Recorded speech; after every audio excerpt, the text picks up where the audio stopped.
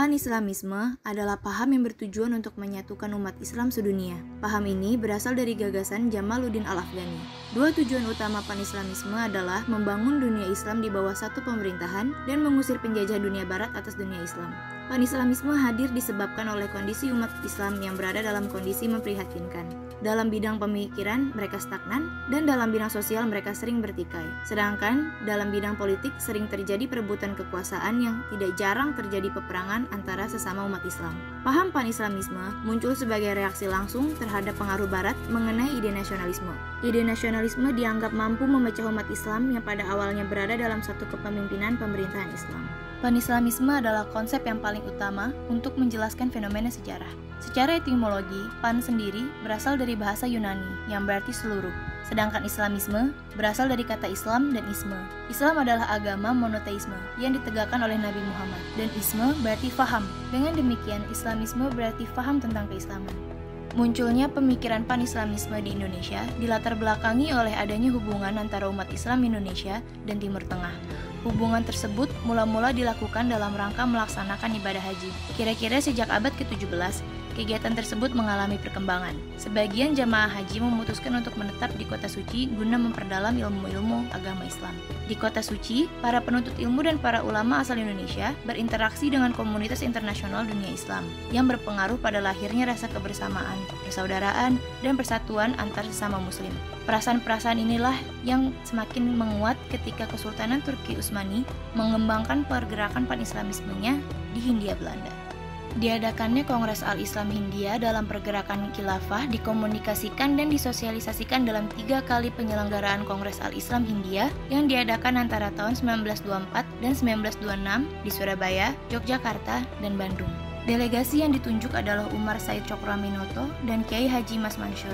Dampak pergerakan khilafah terhadap hubungan antar kalangan modern dan tradisi pada permulaannya sangat positif, karena pihak tradisi bisa menghadiri kembali Kongres Al-Islam Hindia di Surabaya. Akan tetapi, setelah kalangan modern mendominasi persoalan pengiriman utusan ke Mekah, mereka membentuk forum tandingan yang hendak langsung mengutarakan asal-usul mereka kepada penguasa Hijaz yang notabene tidak disukai karena berpaham Wahabi. Untuk itu, mereka kemudian membentuk komite merembuk Hijaz. Pada perkembangan selanjutnya, komite ini melembaga dalam sebuah organisasi bernama Nadlatul Ulama. Sementara itu, dampak bagi hubungan antara Sarekat Islam dan Muhammadiyah diperlihatkan dengan adanya pertikaian yang bersumber dari persoalan pribadi dan menurunnya peran Sarekat Islam dalam memimpin pergerakan Islam Indonesia.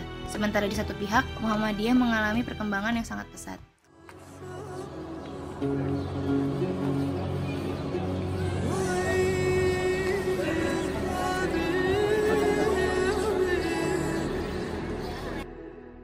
Al-Afghani berpendapat bahwa kemunduran umat Islam bukan karena Islam tidak lagi maju mengikuti perkembangan zaman dan kondisi yang berubah.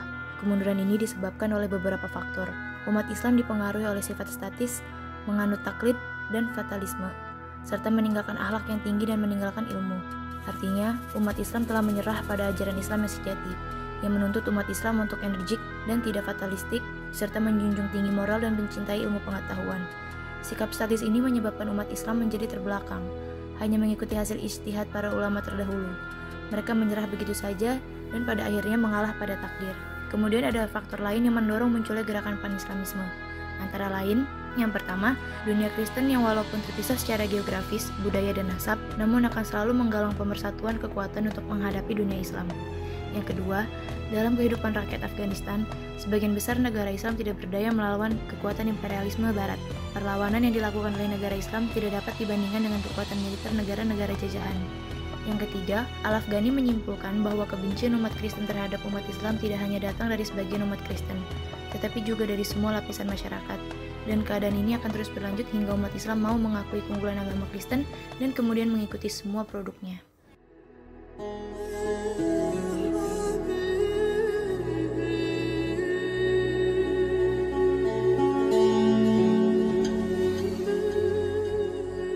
Aktor-aktor yang terlibat dalam berdirinya Pan-Islamisme. Yang pertama, ada Jamaluddin Al-Afghani.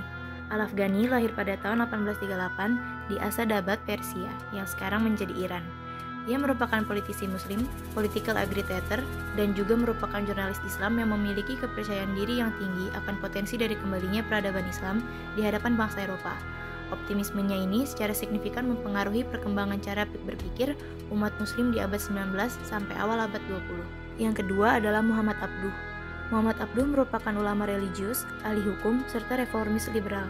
Lahir di area delta Sungai Nil, Mesir pada tahun 1849. Ia merupakan orang yang memimpin gerakan pada abad 19 di Mesir dan negara-negara muslim lainnya dalam rangka revitalisasi ajaran Islami dan institusinya di dunia modern. Dan yang terakhir, Muhammad Rashid Ridha. Rashid Ridha merupakan ulama Islam yang memformulasikan respon intelektual terhadap tekanan-tekanan yang diberikan oleh dunia modern, khususnya di Barat, atas jajaran tradisional Islam. Rashid Ridha diedukasi berdasarkan ajaran-ajaran tradisional Islam, yaitu ilmu pengetahuan dari agama Islam itu sendiri dan mengenai bahasa Arab. Pada masa mudanya, ia sangat terpengaruh oleh ajaran-ajaran dari Muhammad Abduh dan Jamaluddin Al-Afghani. Yang keduanya seperti yang telah dijelaskan adalah reformis muslim dan penganut nasionalis.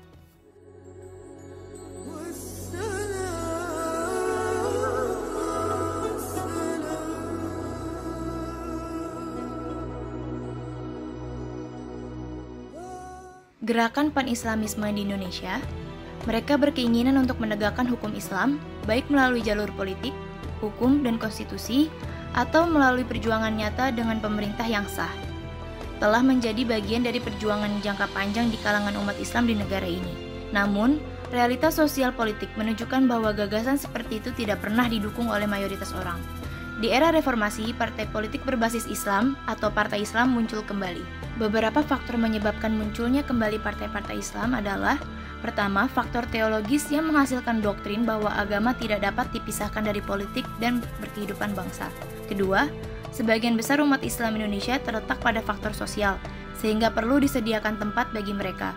Ketiga, faktor sejarah keberadaan partai-partai Islam tidak terlepas dari sejarah partai-partai Islam yang hadir dan ikut serta dalam perjuangan nasional di Indonesia.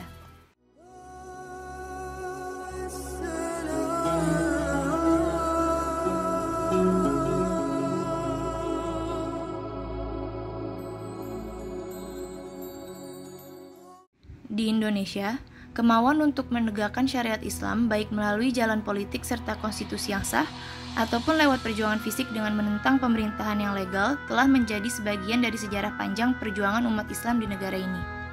Tetapi, demikian realitas sosial politik menunjukkan kalau gagasan semacam itu tidak sempat menemukan sokongan mayoritas penduduk. Oleh sebab itu, tidak heran ketika dari kalangan Islam modernis lahir partai-partai politik semacam PBB, PUI, Masyumi Baru, serta Partai Islam Masyumi, dan PAN yang tidak bersumber pada asas Islam namun nasionalis religius.